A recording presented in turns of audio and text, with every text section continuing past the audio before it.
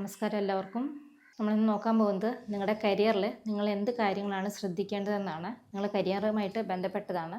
ആദ്യം തന്നെ നമുക്ക് യൂണിവേഴ്സിനോട് ചോദിക്കാം. Mother universe please guide me. എൻ്റെ വ്യൂവേഴ്സിൻ്റെ കരിയറുമായിട്ട് ബന്ധപ്പെട്ട് എന്തൊക്കെ കാര്യങ്ങളാണ് എൻ്റെ വ്യൂവേഴ്സിനോട് പറഞ്ഞു കൊടുക്കാനുള്ളത്, എന്തൊക്കെ കാര്യങ്ങളാണ് അവർ ശ്രദ്ധിക്കേണ്ടത്, എന്തൊക്കെയാണ് അവരുടെ ലൈഫിൽ കരിയറുമായിട്ട് ബന്ധപ്പെട്ട് സംഭവിക്കാൻ പോകുന്നത്. Please guide me mother universe. Thank you mother universe.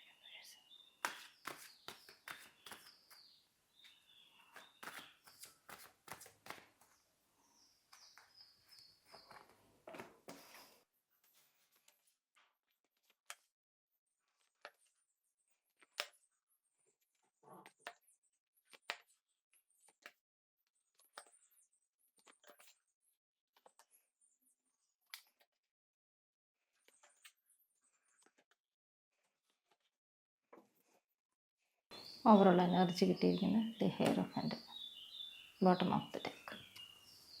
കിട്ടിയിരിക്കുന്ന സ്പ്രെഡ് ഇതാണ്.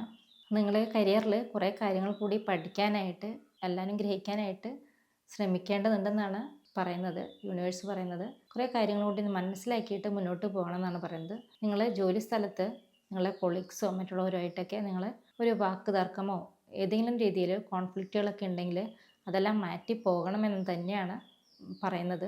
നിങ്ങൾക്കൊരു ഒരു വളരെ മെച്ചുവേർഡായിട്ടുള്ള ഒരു വ്യക്തിയാണ്. എല്ലാ കാര്യങ്ങളും നിങ്ങളൊരു ലീഡർഷിപ്പിൽ കൊണ്ടുപോകാനായിട്ട് ശ്രമിക്കുന്ന ഒരു വ്യക്തിയാണ്. അപ്പോൾ കുറേയൊക്കെ ആ കാര്യങ്ങൾ നല്ലതാണ്, ഒരു ലീഡർഷിപ്പൊക്കെ കൊണ്ടുവരുന്നതൊക്കെ നല്ലതാണ്. എന്നാൽ മറ്റുള്ളവരെ അത് വിഷമിപ്പിക്കുന്നുണ്ടെങ്കിൽ കുറച്ചൊക്കെ ഒരു മൈൻഡൊക്കെ ഒരു നല്ല സോഫ്റ്റൊക്കെ കൊണ്ടുവരാനായിട്ട് ശ്രമിക്കേണ്ടതാണ്. മറ്റുള്ളവർക്ക് കൂടെയുള്ളവർക്ക് വളരെയധികം വേദന കൊടുക്കുന്ന രീതിയിൽ പെരുമാറാതെ ഇരിക്കുക. കുറച്ച് സെൽഫിഷായിട്ടാണ് നിങ്ങൾ പെരുമാറുന്നതെന്നാണ് മനസ്സിലാക്കുന്നത്. അത് നിങ്ങൾക്ക് ചിലപ്പോൾ അതൊരു പ്രോസ്പെരിറ്റി നിങ്ങളുടെ ലൈഫിൽ കൊണ്ടുവരാതെ ആവാനുള്ള സാഹചര്യം വരുത്തുന്നതായിരിക്കും. നിങ്ങൾ പണം ഉണ്ടാക്കാനായിട്ട് വളരെയധികം റിസ്ക് എടുക്കേണ്ടതുണ്ടെന്നാണ് പറയുന്നത്. ഫാമിലിയായിട്ട് വളരെ സന്തോഷത്തോടു കൂടി വിഭവങ്ങളൊക്കെ സമൃദ്ധമായിട്ട് ലഭിച്ച് ജീവിക്കാനുള്ള ഒരു സാഹചര്യം നിങ്ങളിലേക്ക് വരുന്നുണ്ട്. നിങ്ങളെ കുറേ കാര്യങ്ങളെ നിങ്ങൾ കരിയർ ജോലി സ്ഥലത്ത് നിങ്ങൾ ഹോൾഡ് ചെയ്ത് പിടിക്കുന്നുണ്ട്. കുറേ കാര്യങ്ങൾ, ആവശ്യമില്ലാത്ത കുറേ കാര്യങ്ങൾ നിങ്ങൾ വിട്ടുകളഞ്ഞില്ലെങ്കിൽ നിങ്ങൾക്കതിൽ വേദനിക്കേണ്ടി വരും എന്നാണ് പറയുന്നത്. ആവശ്യമുള്ള കാര്യങ്ങളെ നിങ്ങൾ ഹോൾഡ് ചെയ്ത് പിടിച്ചിട്ട് ആവശ്യമില്ലാത്ത കാര്യങ്ങളെ നിങ്ങൾ കളയുക. പിന്നെ നെഗറ്റീവായിട്ട് നിങ്ങൾക്ക് ഒരു തോട്ട് വരുന്നുണ്ട്. ചില കാര്യങ്ങളിൽ നെഗറ്റീവ് തോട്ടുകളൊക്കെ വരുന്നതായിട്ട് കാണുന്നുണ്ട്. ഈ നെഗറ്റീവ് തോട്ടുകളൊക്കെ മാറ്റിയിട്ട് നിങ്ങൾ മുന്നോട്ട് പോകണം. പിന്നെ നിങ്ങളെ സെൽഫിഷായിട്ടുള്ള ഒരു സ്വഭാവമൊക്കെ ഉണ്ടെങ്കിൽ അതെല്ലാം ഒന്ന് മാറ്റിയെടുക്കേണ്ടതുണ്ട്.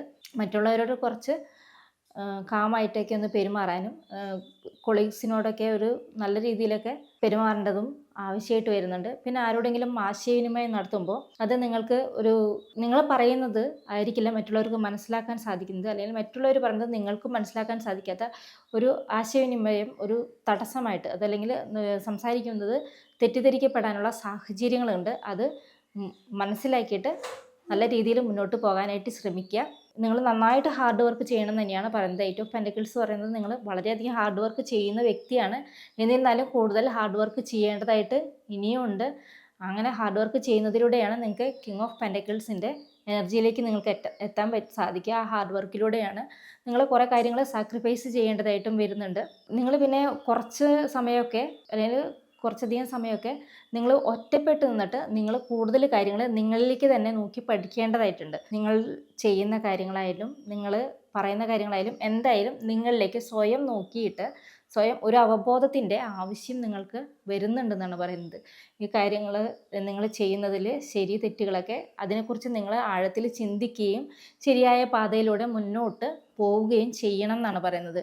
നിങ്ങൾ ജോലി സ്ഥലത്തൊക്കെ വളരെയധികം റിസ്ക് എടുത്തിട്ട് തന്നെ മുന്നോട്ട് പോകണം. നിങ്ങൾക്ക് റിസ്ക് എടുക്കേണ്ടതായിട്ട് വരും. എന്നാൽ നിങ്ങൾക്ക് ഫ്യൂച്ചറിൽ ഒരു കിങ് ഓഫ് പെൻറ്റക്കിൾസിൻ്റെ എനർജിയാണ് വരുന്നത്. നിങ്ങൾക്ക് അതുകൊണ്ട് സമൃദ്ധിയാണ് ഉണ്ടാവുക.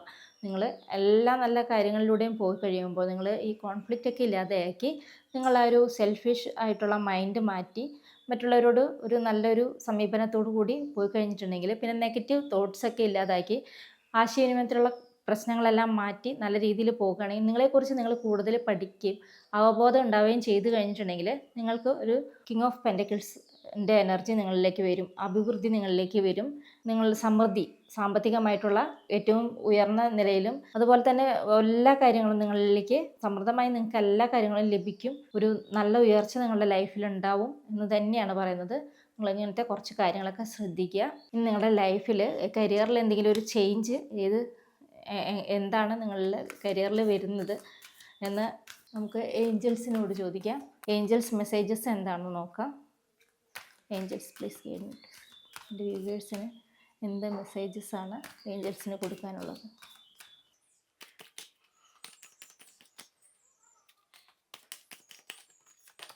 നിങ്ങൾക്ക് വരുന്നത് ഓപ്പർച്യൂണിറ്റി എന്നുള്ള ഒരു കാർഡാണ് നിങ്ങൾക്ക് ഏഞ്ചൽസ് മെസ്സേജായിട്ട് കിട്ടിയിരിക്കുന്നത്. ഓപ്പർച്യൂണിറ്റി, അവസരങ്ങൾ നിങ്ങളെ തേടിയിട്ട് വരുന്നു എന്നാണ് പറയുന്നത്. അവസരങ്ങൾ നിങ്ങളെ തേടി വരുന്നു. ആ അവസരങ്ങൾ നല്ല രീതിയിൽ നിങ്ങൾ ഉപയോഗിക്കുക. നിങ്ങൾക്ക് പറഞ്ഞിട്ടുള്ള ആ നെഗറ്റീവായിട്ടുള്ള കാര്യങ്ങളെല്ലാം നിങ്ങൾ മാറ്റി വെച്ചിട്ട് നിങ്ങൾ ആ അവസരങ്ങൾ ഉപയോഗിക്കുക. ടേക്ക് ആക്ഷൻ എന്ന് കിട്ടിയിട്ടുണ്ട്. നിങ്ങൾ ഒരു നടപടി എടുത്ത് മുന്നോട്ട് പോകേണ്ടതുണ്ട്. അതുതന്നെയാണ് റിസ്ക് എടുത്ത് മുന്നോട്ട് പോകണമെന്ന് നിങ്ങളോട് പറഞ്ഞിട്ടുള്ളതും. അപ്പോൾ നിങ്ങൾ ആ ഒരു തീരുമാനം എടുത്തിട്ട് മുന്നോട്ട് പോകാനായിട്ട് ശ്രമിക്കുക. നിങ്ങൾക്ക് ധാരാളം അവസരങ്ങൾ ഉണ്ടായിരിക്കും. ഈ അവസരങ്ങളെ നിങ്ങൾ വേണ്ട രീതിയിൽ ഉപയോഗിക്കാനാണ് യൂണിവേഴ്സ് പറയുന്നത്. Thank you.